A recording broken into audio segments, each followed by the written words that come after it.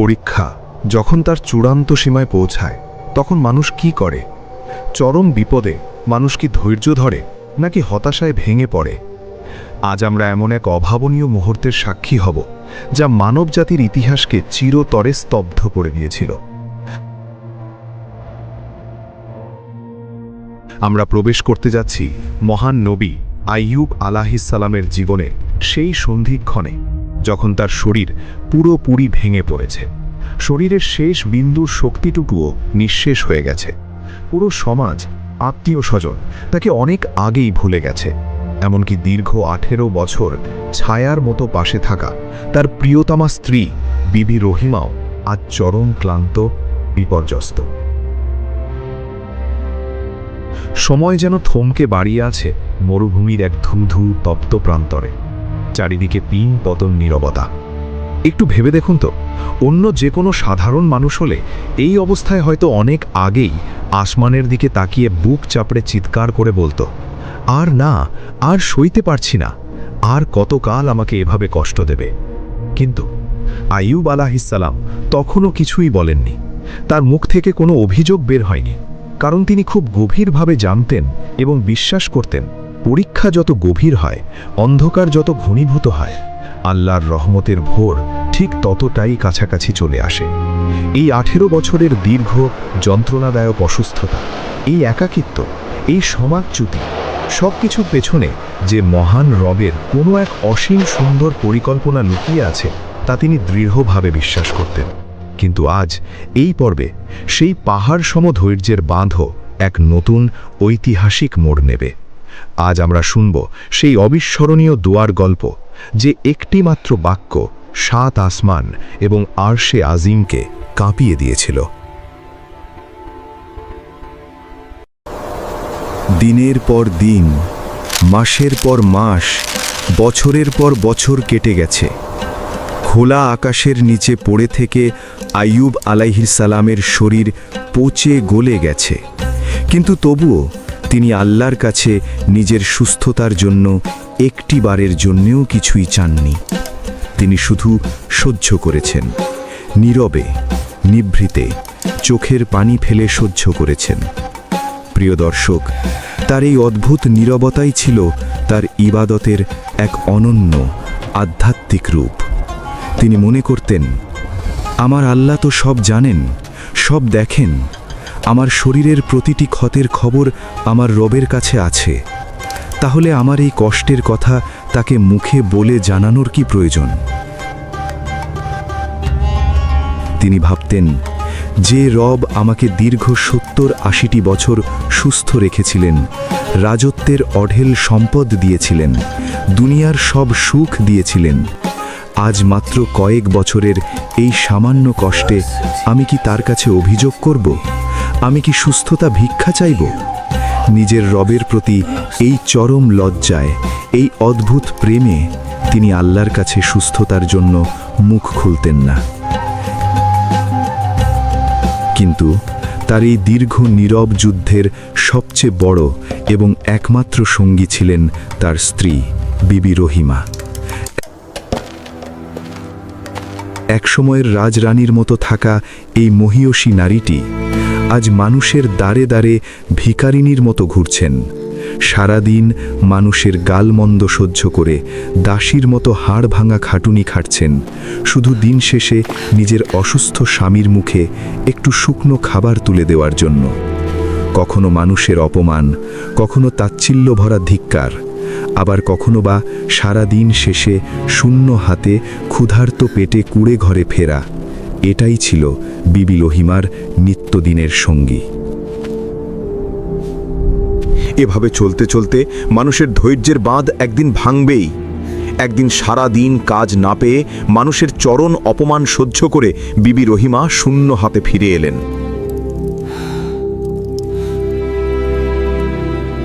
স্বামীর এই দগধগে ঘা আর নিজেদের এই অনাহারে থাকা সব মিলিয়ে তিনি একেবারে ভেঙে পড়লেন।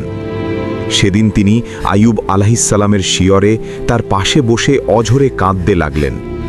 কান্না জড়িত ভাঙা কণ্ঠে তিনি বললেন, হে আল্লাহর নবী, আমি আর সইতে পারছি না। আমি নিজের জন্যে আর কিছুই চাই না, আমার কোনো আক্ষেপ নেই। কিন্তু আপনার এই কষ্ট, আপনার এই জরাজীর্ণ শরীর আমি আর দেখতে পারছি না।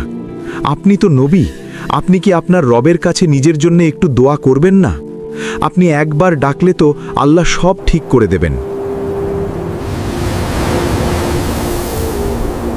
স্থির চোখের এই অঝোর ধারা আর তার এই বুক ফাটা আর্তনাদ আইয়ুব আলাইহিসসালামের শান্ত হৃদয়ে এক গভীর তোলপাড় সৃষ্টি করল। তিনি স্ত্রীর মুখের দিকে তাকালেন। তিনি বুঝতে পারলেন এই নারী দীর্ঘ 18টি বছর তার জন্যে নিজের পুরো জীবনটা শেষ করে দিয়েছে। তার আর সহ্য করার ক্ষমতা অবশিষ্ট নেই।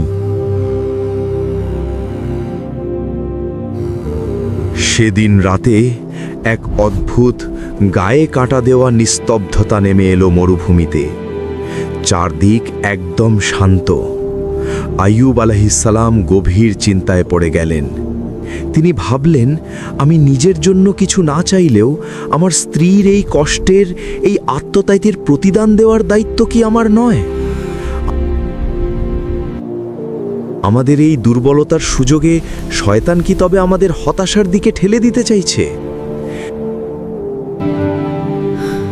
তিনি গভীরভাবে বুঝতে পারলেন, এই মুহূর্তে দোয়া করা মানে আল্লাহর কাছে কোনো অভিযোগ নয়, বরং এখন আল্লাহর কাছে হাত পাতা মানে হলো চূড়ান্ত আত্মসমর্পণ, নিজের চরম অসহায়ত্ব আর দাসত্বের প্রমাণ দেওয়া।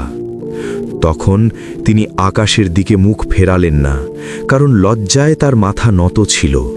কিন্তু তার ভগ্ন হৃদয়টি সরাসরি আকাশের মালিকের দিকে, আরশের দিকে রুজু হল। তিনি আল্লাহর কাছে কোনো লম্বা ফর্দ বা লিস্ট পেশ করলেন না। তিনি বললেন না, হে আল্লাহ, আমাকে সুস্থ করো, আমাকে আগের মতো সম্পদ দাও, আমার সন্তানদের ফিরিয়ে দাও। তিনি শুধু তার চরম অসহায় অবস্থার কথাটুকু তার রবের দরবারে তুলে ধরলেন। চোখের পানিতে মাটি ভিজিয়ে তিনি ফরিয়াদ করলেন, আন্নী মাসানিয়াদ দুররু ওয়া আনতা আরহামুর রাহিমিন।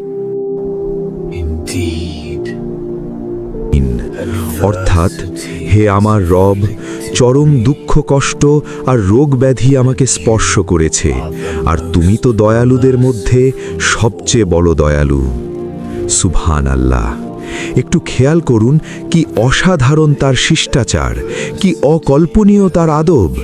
তিনি আল্লাহকে কোনো নির্দেশ দিলেন না, তিনি শুধু নিজের কষ্টটা জানিয়ে সিদ্ধান্তের সম্পূর্ণ ভার তার রবের ওপর ছেড়ে দিলেন। তার এই দোয়ার অর্থ ছিল, হে আল্লাহ, তুমি যদি চাও আমাকে সুস্থ করো, আর তুমি যদি চাও আমাকে এই হালেই রাখো, তুমি যাই করো না কেন, তোমার ভয়শালাতেই আমি পূর্ণ রাজি।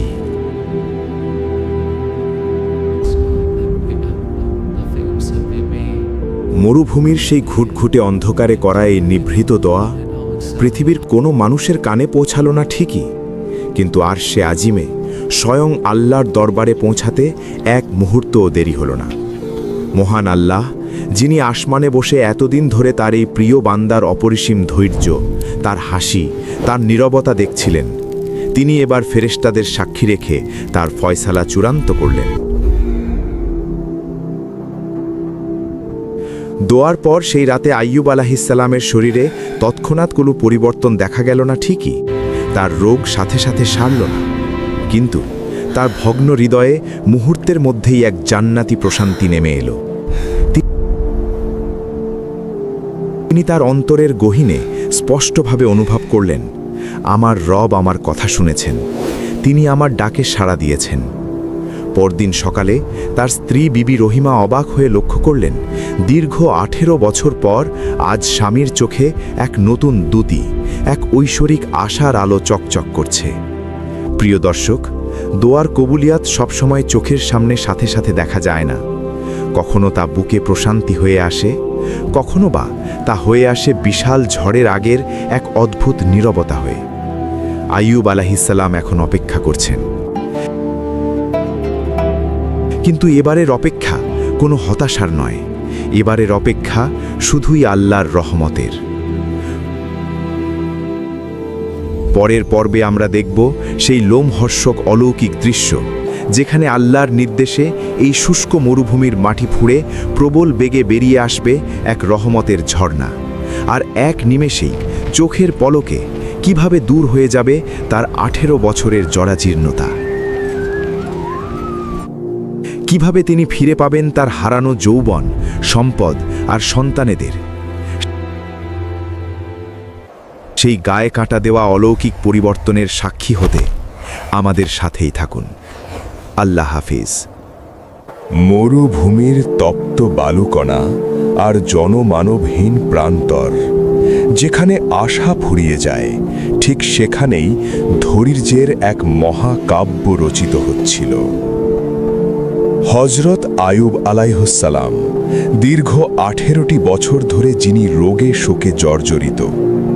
একটু কল্পনা করুন সেই মানুষটির কথা, যার জরাজীর্ণ শরীরে চামড়া বলতে আর কিছু নেই, চারদিকে শুধু গভীর দগদগে ক্ষত। আপনজন, আত্মীয় স্বজন, সমাজ সবাই তাকে অবহেলা করে বহু আগেই দূরে ছিটকে ফেলেছে। কিন্তু এই ভঙ্গুর জরাজীর্ণ শরীরটার ভেতরে যে একটি হৃদয় ছিল, সেই হৃদয়ের বিশ্বাস ছিল পাহাড়ের চেয়েও অটল। দীর্ঘ 18টি বছর পর যখন তার নিজের জন্য নয়, বরং তার স্ত্রীর অবর্ণনীয় কষ্ট আর সহ্য হলো না, তখন তিনি মহান রবের দরবারে হাত তুলে চোখের পানিতে বুক ভাসিয়ে বলেছিলেন, হে আল্লাহ, আমি চরম কষ্টে পড়েছি, আর আপনি তো সর্বশ্রেষ্ঠ দয়ালু। প্রিয় দর্শক, তার এই একটি মাত্র হৃদয় নিংড়ানো দোয়া আরশে আজিম কাঁপিয়ে দিয়েছিল। তবে দোয়া কবুল হবার ঠিক পরের সময়টা ছিল বড়ই অদ্ভুত, বড়ই রহস্যময়। বাইরের পৃথিবী তখনও একদম শান্ত। মরুভূমির বাতাসে কোনো পরিবর্তন নেই, আকাশে কোনো মেঘ নেই, সব কিছু আগের মতোই নিশ্চল। কিন্তু এই নিস্তব্ধতার পেছনে যে এক বিশাল অলৌকিক ঘটনা লুকিয়ে আছে তা কেউ জানত না। পৃথিবী শান্ত থাকলেও আসমানের ফয়সালা তখন শুধু জমিনে নেমে আসার অপেক্ষায়।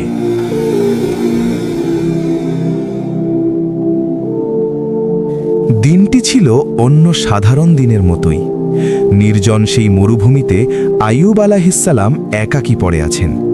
হঠাৎ করেই কোনো পূর্বাভাস ছাড়া সরাসরি আল্লাহর পক্ষ থেকে ওহী নাজিল হলো। মহান আল্লাহ তার এই চরম ধৈর্যশীল প্রিয় বান্দাকে নির্দেশ দিলেন। আল্লাহ বললেন, উরকুদ বেরিজলিকা, অর্থাৎ তোমার পা দিয়ে মাটিতে আঘাত করো। সুবহান আল্লাহ! একটু গভীরভাবে চিন্তা করুন তো, কি বিস্ময়কর, কি অদ্ভুত এক নির্দেশ। একজন মুমূর্ষ মানুষ দীর্ঘ 18 বছর ধরে যে পক্ষাঘাতগ্রস্ত হয়ে মাটিতে পড়ে আছে, যার নিজের শরীরটাকে একটু এপাশ ওপাশ করার মতো শক্তিটুকুও নেই, তাকে বলা হচ্ছে নিজের পায়ে ভর দিয়ে রুক্ষ মাটিতে সজোরে পদাঘাত করতে। সাধারণ দৃষ্টিতে এটি সম্পূর্ণ অসম্ভব, কিন্তু এখানে দুনিয়াবি কোনো যুক্তি চলে না। এখানে চলে কেবল রবের প্রতি অন্ধ বিশ্বাস। হযরত আইয়ুব আলাইহিসসালাম একবারও বললেন না, হে আল্লাহ, আমি কিভাবে আঘাত করব? আমার তো হাড়ের ভেতর কোনো জোর নেই। তিনি আল্লাহর আদেশের ওপর পূর্ণ তাওয়াক্কুল করলেন।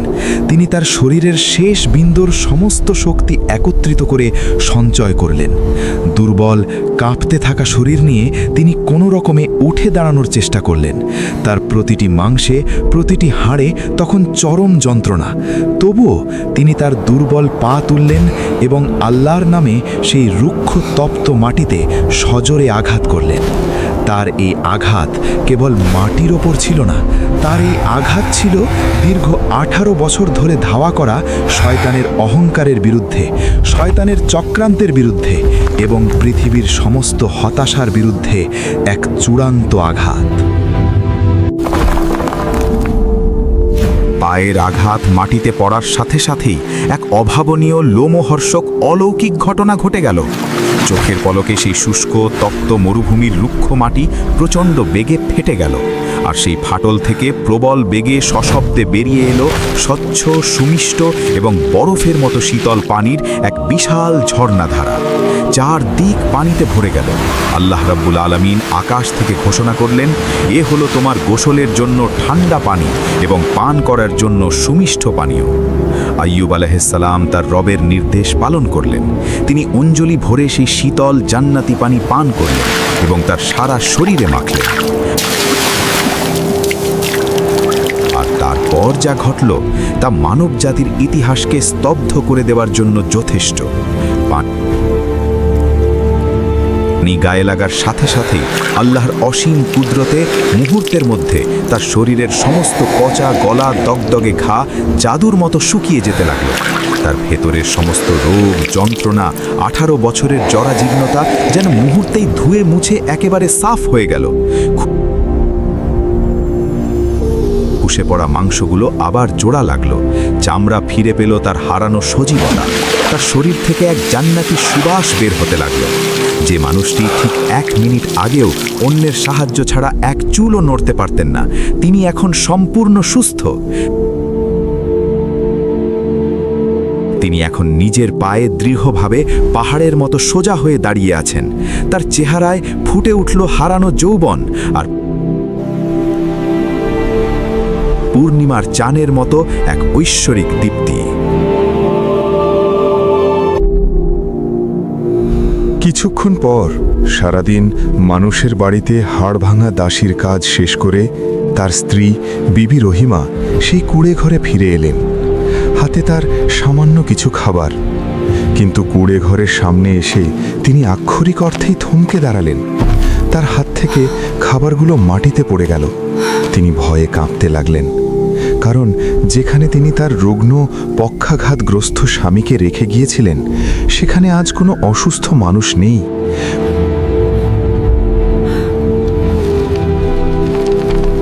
বরং সেখানে দাঁড়িয়ে আছেন এক সুদর্শন, সুস্থ, সবল ও সুশ্রী এক পুরুষ, যার চেহারা থেকে যেন নূর ঠিকরে পড়ছে। বিবি রহিমা ভয় পেয়ে গেলেন। তিনি ভাবলেন হয়তো কেউ তার স্বামীকে তুলে নিয়ে গেছে, অথবা হয়তো ইনি কোনো ফেরেশতা।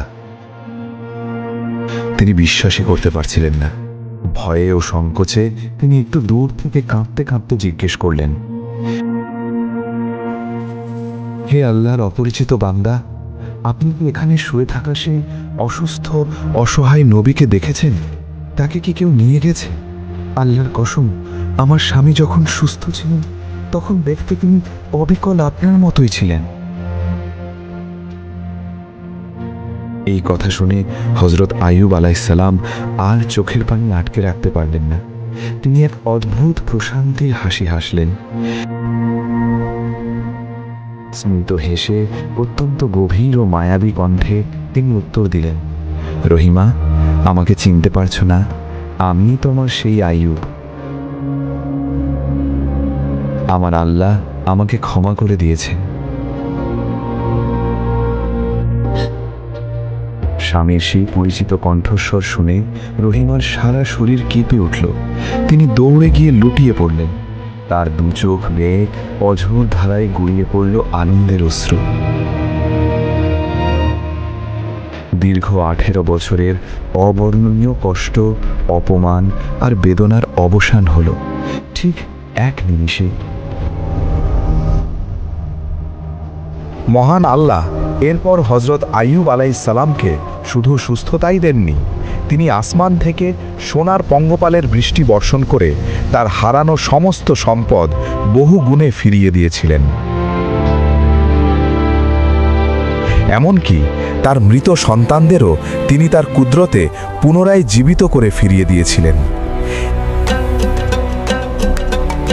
এই অভাবনীয় ঘটনা আমাদের কি শেখায়? এই ঘটনা আমাদের শেখায় আল্লাহর সাহায্য হয়তো আসতে কিছুটা দেরি হতে পারে, কিন্তু তা কখনোই বিফল হয় না। যখন মানুষের সমস্ত দরজা বন্ধ হয়ে যায়, ঠিক তখনই আল্লাহর রহমতের দরজা খুলে যায়। আর আল্লাহ যখন দেন, তখন তিনি সব হিসেব নিকেশ ছাড়া মানুষের কল্পনার বাইরে গিয়ে দেন।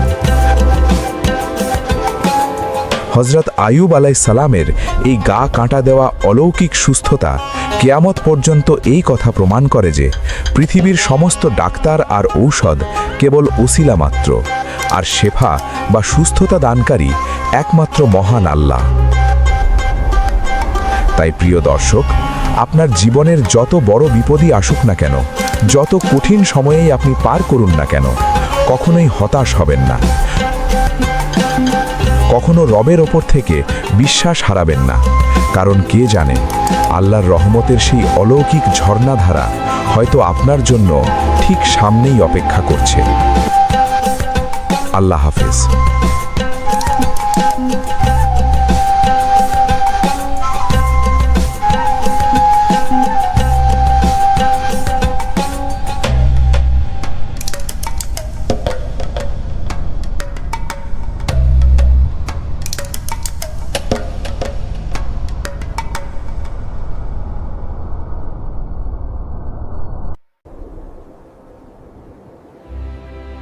দীর্ঘ 18টি বছর, 18টি বছরের ঘুটঘুটে অন্ধকার, চরম ক্ষুধা, অবর্ণনীয় শারীরিক যন্ত্রণা এবং মানুষের নিষ্ঠুর অপমানের পর অবশেষে হাওরান জনপদের মরুভূমিতে এক নতুন ভোরের সূর্য উদিত হল।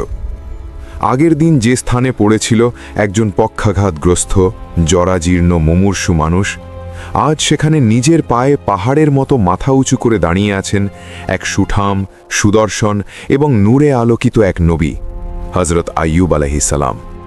আর তার পাশেই আনন্দে, কৃতজ্ঞতায় অঝরে কাঁদছেন তার মহীয়সী স্ত্রী বিবি রহিমা। তাদের জীবনের সবচেয়ে ভয়ঙ্কর দুঃস্বপ্নটি গতকাল শেষ হয়ে গেছে। আসমানের মালিক নিজের কুদরতে চোখের পলকে তার প্রিয় বান্দাকে সম্পূর্ণ সুস্থ করে দিয়েছেন। কিন্তু মহান আল্লাহর নিয়মের এক অদ্ভুত সৌন্দর্য আছে। আল্লাহ যখন কারো কাছ থেকে কিছু নিয়ে নেন, আর সেই বান্দা যদি বিপদে ধৈর্য ধারণ করে, তবে আল্লাহ তাকে তার হারানো জিনিসের চেয়ে বহুগুণ বেশি। সুস্থ হওয়ার পর আইয়ুব আলাইহিসসালাম তার স্ত্রীর সাথে মরুভূমির সেই প্রাঙ্গণেই দাঁড়িয়েছিলেন। হঠাৎ করে আকাশটা যেন অন্যরকম হয়ে গেল। মেঘ নয়, বরং আসমান থেকে এক অদ্ভুত সোনালি আভা নেমে আসতে লাগল। তারা অবাক হয়ে আকাশের দিকে তাকালেন আর দেখতে পেলেন আকাশ থেকে বৃষ্টির মতো অগণিত পঙ্গপাল বা পতঙ্গ ঝরে পড়ছে। কিন্তু এগুলো কোনো সাধারণ পতঙ্গ ছিল না, এগুলো ছিল নিরেট খাঁটি সোনার তৈরি পঙ্গপাল। সুবহান আল্লাহ! মহান আল্লাহ আসমান থেকে তার প্রিয় নবীর উপর সরাসরি সোনার বৃষ্টি বর্ষণ শুরু করলেন। আইয়ুব আলাইহিসসালাম এই অভাবনীয় দৃশ্য দেখে আনন্দে আত্মহারা হয়ে গেলেন। তিনি দ্রুত তার কাপড়ের আঁচল বিছিয়ে সে সোনার পঙ্গপালগুলো কুড়াতে লাগলেন। তখন আসমান থেকে স্বয়ং রব্বুল আলামিন অত্যন্ত স্নেহভরা কণ্ঠে তার নবীকে ডাক দিলেন। আল্লাহ জিজ্ঞেস করলেন, হে আইয়ুব, আমি কি তোমাকে এইমাত্র যা দিলাম তা দিয়ে তোমাকে ধনী করে দিইনি? তোমার কি এখনো অভাব রয়ে গেছে যে তুমি এগুলো কুড়াচ্ছ? আইয়ুব আলাইহিসসালাম পরম বিনয়ে এবং ভালোবাসার সাথে মুচকি হেসে উত্তর দিলেন, হে আমার রব, আপনার সম্মানের কসম, আপনি আমাকে অনেক দিয়েছেন, আমি পরিপূর্ণ।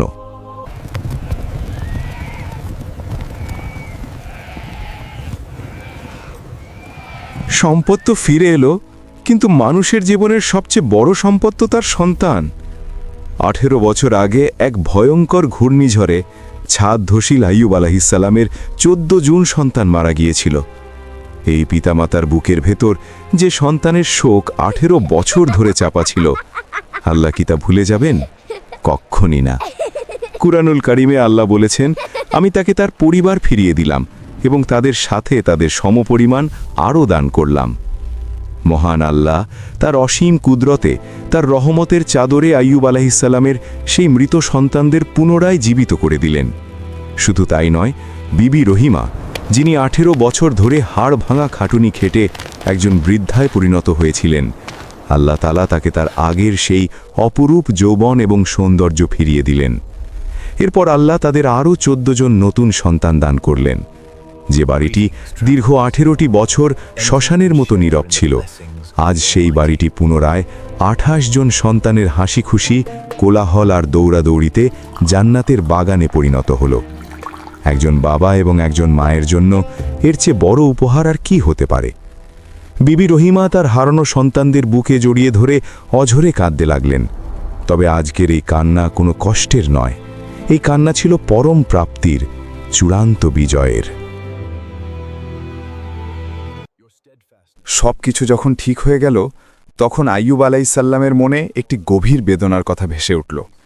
অসুস্থ থাকাকালীন একবার শয়তান মানুষের রূপ ধরে বিবি রহিমাকে ভুল বুঝিয়েছিল এবং বিবি রহিমা না বুঝে সেই কথা আইয়ুব আলাইসাল্লামকে বলেছিলেন।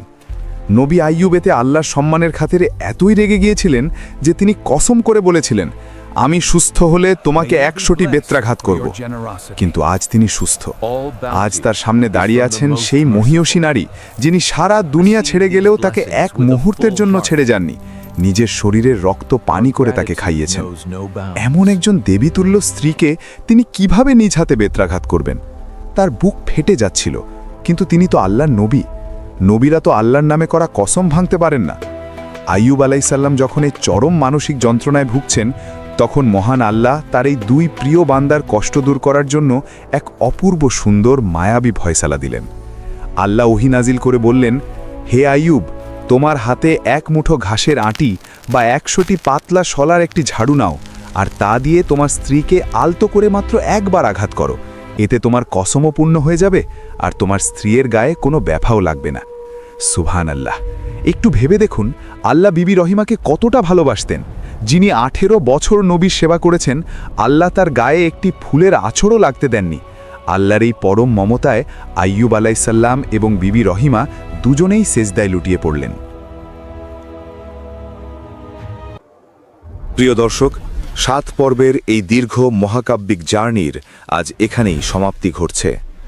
হজরত আইয়ুব আলাইহিসসালামের এই গল্পটি শুধু ইতিহাসের পাতায় লেখা কোনো সাধারণ গল্প নয়, এটি হলো কিয়ামত পর্যন্ত আগত কোটি কোটি হতাশ, অসুস্থ এবং বিপদে পড়া মানুষের জন্য আল্লাহর দেয়া এক সর্বশ্রেষ্ঠ প্রেসক্রিপশন। শয়তান অহংকার করেছিল যে মানুষ শুধু সুখের দিনেই আল্লাহকে ডাকে, কিন্তু আইয়ুব আলাইহিসসালাম তার 18 বছরের নীরবতা, রক্তক্ষরণ আর চোখের পানি দিয়ে প্রমাণ করে দিয়েছেন, মুমিন বান্দারা সম্পদ পেলে যেমন আলহামদুলিল্লাহ বলে, তেমনি পথে বসে গেলেও সেই রবের নামেই আলহামদুলিল্লাহ বলে। আপনার জীবনে হয়তো আজ অনেক বড় বিপদ চলছে, হয়তো আপনি চাকরি হারিয়েছেন, হয়তো প্রিয়জন আপনাকে ছেড়ে গেছে, কিংবা কোনো কঠিন রোগে আপনি বা আপনার পরিবারের কেউ বিছানায় পড়ে আছেন। চারদিকে সব দরজা হয়তো বন্ধ মনে হচ্ছে, কিন্তু আজকের পর থেকে যখনই আপনি হতাশায় ভেঙে পড়তে চাইবেন, শুধু একবার চোখ বন্ধ করে আইয়ুব আলাইহিসসালামের সেই 18 বছরের কথা স্মরণ করবেন। মনে রাখবেন, রাতের অন্ধকার যত গাঢ় হয়, সকালের সূর্য ঠিক ততটাই কাছাকাছি চলে আসে। আপনার রব আপনাকে ভুলে যাননি, তিনি শুধু আপনার ধৈর্যের পরীক্ষা নিচ্ছেন। তাই শক্ত হন, রবের ফায়সালার ওপর তাওয়াক্কুল করুন। কে জানে, হয়তো আইয়ুব আলাইহিসসালামের মতো আপনার জীবনেও একটি অলৌকিক সকাল খুব দ্রুতই অপেক্ষা করছে। আমাদের এই সম্পূর্ণ সিরিজটি যারা ধৈর্য ধরে দেখেছেন, আল্লাহ আপনাদের সবাইকে উত্তম প্রতিদান দান করুন। জীবনে যত বড় ঝড়ই আসুক, আইয়ুব আলাইহিসসালামের মতো ধৈর্যের পাহাড় হয়ে অবিচল থাকুন। ভালো থাকবেন। আসসালামু আলাইকুম ওয়া রাহমাতুল্লাহ।